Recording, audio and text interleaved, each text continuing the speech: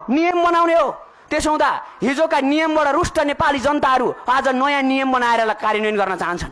त्यसो भएको त हाम्रा एजेन्डाहरू एकछिन साथीहरू एकछिन, हाम्रा एजेन्डाहरू के छन्? अब एजेन्डातिर लाग्न चाहन्छु। एजेन्डाहरू हामी प्रष्ट भन्न चाहन्छौँ। अघिदेखि मैले भनेको छु एजेन्डाहरू के छन् भन्ने कुरा। आदरणीय दाजुभाइ तथा दिदीबहिनीहरू, प्रिय जेनजी युवा पुस्ताहरू, आदरणीय उसमा मतलब कि शहीद हुनुभएका शहीदहरू, हस्पिटलको बेडमा हुनुभएका घाइतेहरू लगायत अहिलेको तत्कालीन सरकारका राष्ट्रपतिज्यू, प्रधानमन्त्रीज्यू लगायत सम्पूर्ण नेपाली जनताहरू, अहिलेको शून्यताको स्थितिलाई स्थिरतामा बदल्न हालको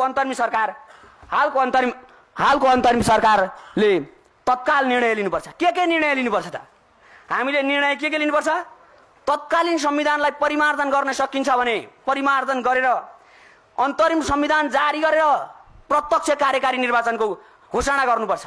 हामीले यदि संसदीय मुद्दा मानेको हुन्थ्यो भने आन्दोलन केका लागि गर्नु पर्थ्यो? त्यसो भएको हामी संविधान नमान्ने भन्नाले होइन, यो संविधानको सरकार गठन प्रक्रिया, यो संविधानले देखाएका जुन विधि र पद्धतिहरू हामी मान्दैनौँ, तर संविधानै मान्दैनौँ भन्न मिल्दैन। त्यसो भएको हुँदा यो संविधानलाई हामीले जगमा टेकेर अब हामीले ती सरकार गठन प्रक्रियाहरू अहिलेको अन्तरिम सरकारले लिनुपर्छ। अन्तरिम सरकारले निर्णय लिनुपर्छ।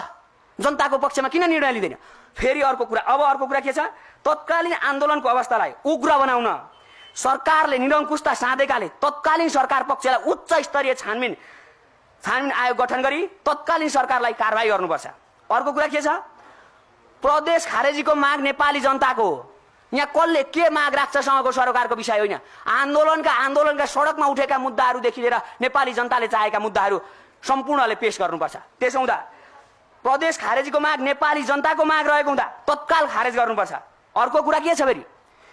4 नम्बर बुँदामा 2047 सालपछि सार्वजनिक पदधारमा रहेका सम्पूर्ण आरोपीलाई उच्च स्तरीय छानबिन आयोग गठन गरी तत्काल सजाय र प्राप्त सम्पत्ति राष्ट्रियकरण गर्नुपर्छ।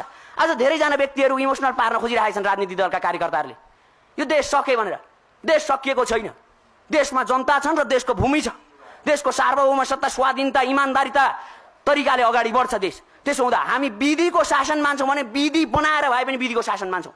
त्यसो हुँदा अहिलेको विधि र पद्धतिमा हामी यो कुरालाई संशोधन गर्ने हो कि आन्दोलनकारीले केही पनि व्याख्या गर्न चाहँदैन? एकछिन साथीहरू, आन्दोलनकारीहरूले केही पनि व्याख्या गर्न चाहँदैन। आन्दोलनकारीले माग राख्ने हो र माग पुरा हुनुपर्छ अहिलेको सरकारले। अर्को कुरा के छ? संवैधानिक आयोगका पदाधिकारीलाई नियुक्ति गर्दा राजनीतिक दलको दबाव नभई स्वच्छ प्रतिस्पर्धाबाट गर्नुपर्छ। अर्को के छ फेरि? यहाँ धेरै कारण चाहिँ के भयो भन्दा विश्वविद्यालयका राजनीतिक दलका सङ्गठनहरू हावी भइरहेका छन्। विश्वविद्यालयमा रहेका सम्पूर्ण विद्यार्थी सङ्गठन सोभिउ हटाउनुपर्छ।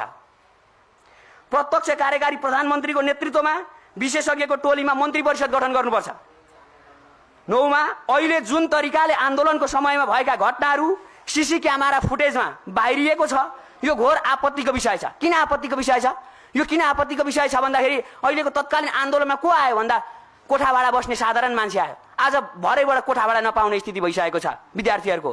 प्राय गाउँका किसानका सन्तानहरू, मजदुरका सन्तानहरू आएर आयो आन्दोलन सफल पारेको। त्यसो हुँदा कसैलाई राजनीतिक दलको दबावमा आएर आज उत्तेजना नपारियोस्। भिड अब हामी सडकमा आउन चाहँदैनौँ, तर सडकका मागहरू अब सम्बोधन गर्न चाहन्छौँ। हामी सम्माननीय प्रधानमन्त्रीज्यू, माननीय गृहमन्त्रीज्यू, माननीय अर्थ मन्त्रीज्यू, माननीय भौतिक पूर्वाधार मन्त्रीज्यू लगायतका व्यक्तिहरूसँग हामी भेट्न चाहन्छौँ। हाम्रा मागहरू सुन्नुपर्छ। हामी सरकार गठन गर्ने बेलामा मतलब के